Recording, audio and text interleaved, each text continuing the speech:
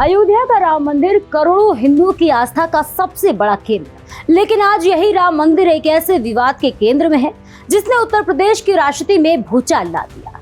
सवाल उठ रहे हैं कि क्या राम मंदिर के चढ़ावे में हुई कथित चोरी का मामला सिर्फ एक आपराधिक मामला है या फिर 2027 के यूपी विधानसभा चुनाव का सबसे बड़ा राजनीतिक मुद्दा बन सकता है।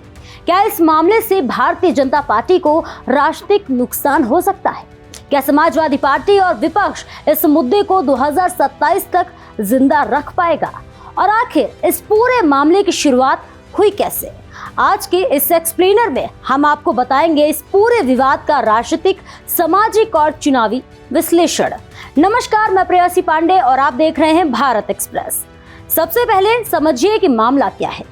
राम मंदिर में आने वाले चढ़ावे और दान में कथित अनियमितताओं और चोरी के आरोपों ने अचानक पूरे प्रदेश की राजनीति को गर्म कर दिया। विपक्ष का आरोप है कि मंदिर में आने वाले करोड़ों रुपए के चढ़ावे में गड़बड़ी हुई है और इस मामले में बड़े लोगों को बचाने की कोशिश की जा रही है। हालांकि जांच एजेंसियां अभी मामले की जांच कर रही हैं और अंतिम निष्कर्ष आना बाकी है। इसी बीच कई गिरफ्तारियां हुई हैं जिससे इस मामले ने और ज्यादा राजनीतिक रंग ले लिया है। सूत्रों के हवाले से ये भी दावा किया गया है कि कुछ बड़े पदाधिकारियों ने नैतिक जिम्मेदारी लेते हुए इस्तीफा दे दिया। हालांकि मंदिर प्रशासन से जुड़े अधिकारियों ने इन दावों का खंडन किया है। यही विरोधाभासी दावे इस पूरे विवाद को और ज्यादा संवेदनशील बना रहे हैं। आखिर इस मामले की शुरुआत कैसे हुई, पहले ये जान लेते हैं। बताया जाता है कि इस पूरे मामले को सबसे पहले सार्वजनिक तौर पर समाजवादी पार्टी के नेता और पूर्व मंत्री पवन पांडे ने उठाया था। शुरुआती दौर में इसे सामान्य विवाद मानकर नजरअंदाज करने की कोशिश हुई, लेकिन मामला तब गंभीर हो गया जब भाजपा के ही कुछ स्थानीय नेताओं ने भी उच्च स्तरीय जांच की मांग शुरू कर दी। इसके बाद सरकार ने विशेष जांच टीम यानी एसआईटी का गठन किया। एसआईटी ने जांच शुरू की, कई लोगों से पूछताछ की गई, रिपोर्ट तैयार हुई और फिर एफआईआर दर्ज होने के बाद गिरफ्तारियां भी हुई। इसके बाद ये मामला स्थानीय स्तर से निकलकर उत्तर प्रदेश और फिर राष्ट्रीय राजनीति का विषय बन गया।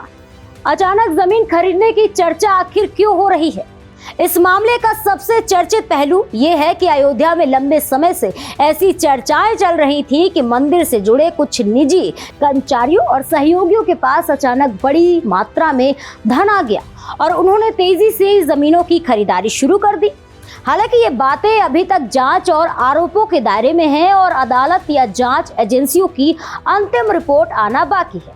लेकिन राजनीति में अक्सर धारणा और चर्चा भी बड़े मुद्दे बन जाती है।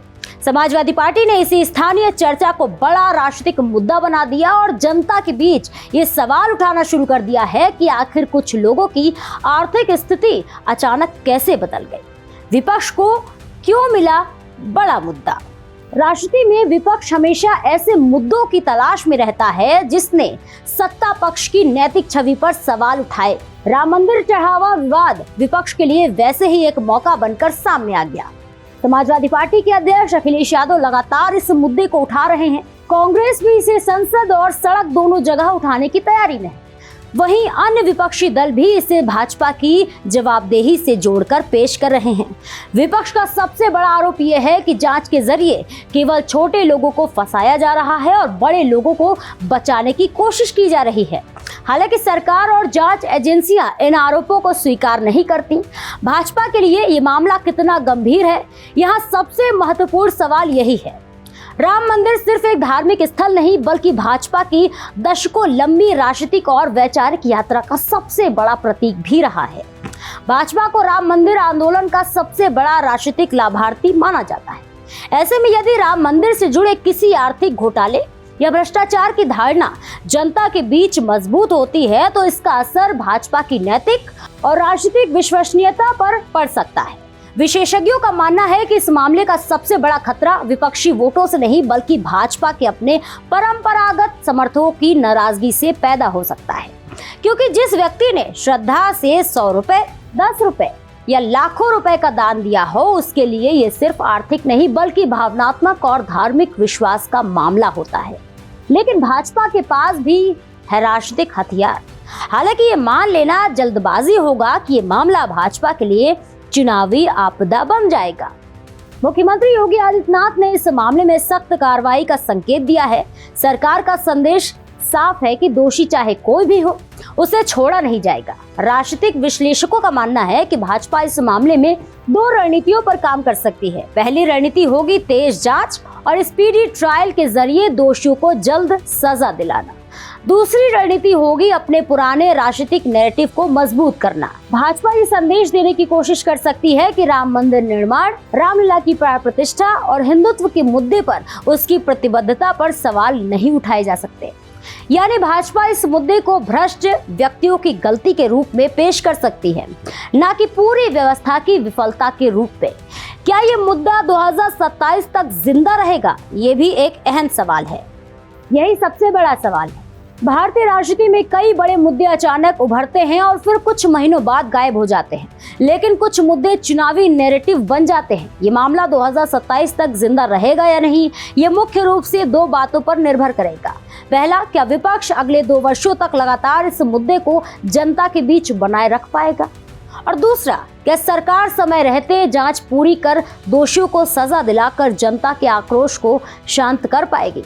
यदि विपक्ष इस मुद्दे को लगातार उठाता रहा है और जांच पर सवाल बने रहें, तो ये 2027 के चुनाव में बड़ा असर डाल सकता है। लेकिन अगर सरकार तेज कार्रवाई करके जनता का भरोसा वापस जीत लेती है, तो इस राजनीतिक नुकसान को काफी हद तक नियंत्रित किया जा सकता है। राम मंदिर चढ़ावा विवाद फिलहाल केवल एक कानूनी या प्रशासनिक मामला नहीं रह गया। ये अब आस्था, राजनीति, नैतिकता और चुनावी रणनीति का मिश्रण बन चुका है। एक तरफ करोड़ों श्रद्धालुओं की भावनाएं जुड़ी हुई हैं, तो वहीं दूसरी ओर उत्तर प्रदेश की सबसे बड़ी राजनीतिक लड़ाई की जमीन तैयार हो रही है। अब देखने वाली बात यह होगी कि क्या ये मामला 2027 के चुनाव तक भाजपा के लिए चुनौती बना रहेगा, या फिर सरकार की कार्रवाई और राजनीतिक रणनीति इस संकट को अवसर में बदल देगी। फिलहाल इतना तय है कि अयोध्या से उठी ये सियासी आंधी आने वाले महीनों में उत्तर प्रदेश की राजनीति की दिशा तय करने में बड़ी भूमिका निभा सकती है। इस खबर को लेकर आपकी क्या राय है, हमें कमेंट सेक्शन में जरूर शेयर करें, और ऐसे ही और भी तमाम खबरों को देखने के लिए जुड़े रहिए भारत एक्सप्रेस के साथ।